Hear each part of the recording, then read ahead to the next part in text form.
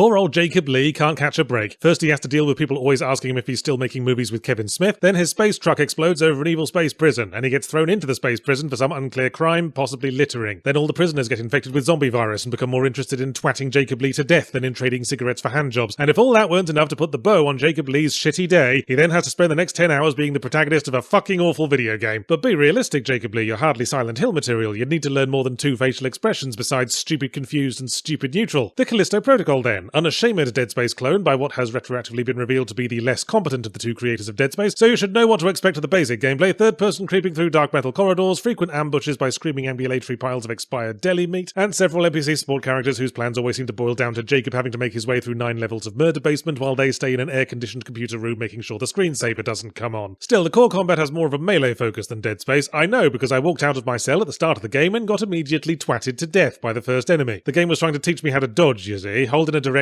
and Jacob will automatically dodge, it said. Oh, well that's kind of an original dodge mechanic. Is this direction okay? No! Now watch a 5-minute death animation as the enemy shoves its fist down Jacob's throat and uses him as a washing-up glove. This happened twice in a row. I think you're supposed to push in the direction away from where the attack's coming from, or towards it, or corresponding to which limb the enemy's attacking with, or their zodiac sign. Honestly, it always felt random whether I'd pick the right direction to dodge in. But then I have trouble making rational decisions when a dude with a face like a Rice Krispie treat is sprinting towards me with one hand raised and a pile of dirty dishes in the other. So straight off I was getting Outlast 2 flashbacks, make one tiny error right at the start thanks to poorly explained mechanics, and get to watch our protagonist gasping at the sliced meatball sandwich that used to be their cock and balls for 30 seconds. Horrifying, yes, but then you reload, pop back to life, and all tension is deflated. It sets the game off on the wrong foot and instantly turns horror into frustration. Although Callisto Protocol seems to be generally bad at telling the difference. It just loves stealing health. Semi-regularly, you walk into a room or open a cupboard and the game goes, "Think fast!" and a little facehugger will rocket towards you, like the fucking killer rabbit from Monty Python, and go, "Hee hee hee, free damage for me! Om nom nom nom nom nom nom."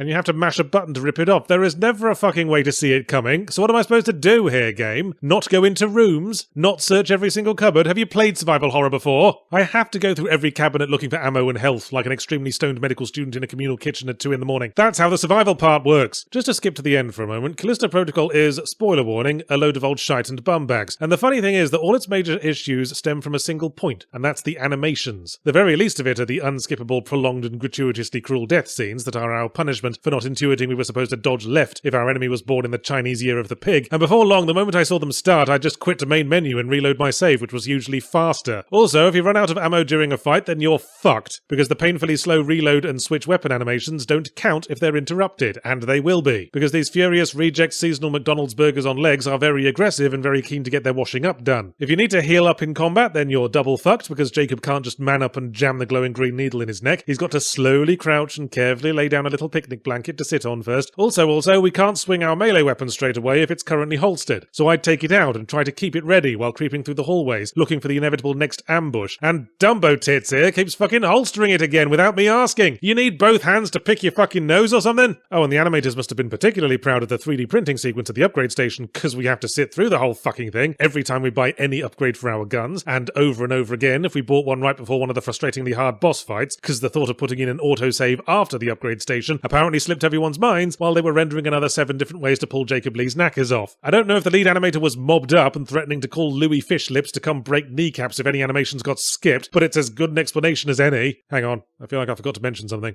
Oh yeah, there are guns. There's a pistol, a shotgun, another pistol, and another shotgun. Never figured out what the precise differences were, but at least it meant having twice as many ammo types to clutter the severely limited inventory with. And you can't throw away guns once you've crafted them, so you'll keep getting ammo for them even if you want to focus on Pistol Classic and caffeine-free shotgun. Callisto Protocol is an almost refreshingly bad game, riddled with misguided and frustrating design choices rather than the usual generic drivel. Although it's generic drivel as well, make no mistake, we're plumbing into new dimensions of shitosity. Feels like Dead Space with all of Dead Space's interesting edges sanded down. Unique limb-cutting gameplay replaced with generic twatting about. Unique monster design replaced with generic cornflake zombies, who were of course created by a generic alien parasite, dredged up from a generic ancient ruin, and then deliberately spread by generically evil rich people for generic super soldier reasons, and then after a generic final boss fight against a generic monster man, the plot has the sheer gall to end on a cliffhanger. Read the room, Callisto Protocol. Bet the last 10 hours of punches to the bollocks have whetted your appetite for an additional mule kick to the prostate. The fundamental flaw of cat piss pokeballs is that its core gameplay demands a speed of thought and action that the sluggish control and animations disallow. As I say, frustration and horror are not the same thing. Horror is discovering what your overweight grandma did to your toilet. Frustration is trying to get an emergency plumber around on Thanksgiving weekend.